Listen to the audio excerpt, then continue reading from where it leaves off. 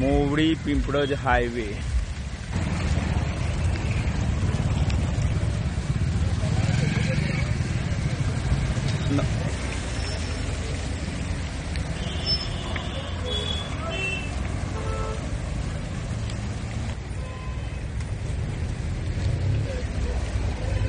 ઉનાવા પાટિયા ઉપર મોવડી હાઈવે ઉપર આ ફેટર જે થયું છે એ આપ નરી આંખે જોઈ શકો છો।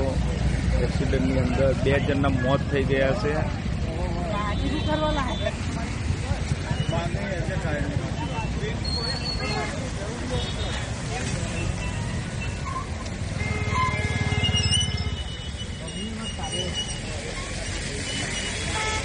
આ પત્રકાર જે રાધેશ્યામ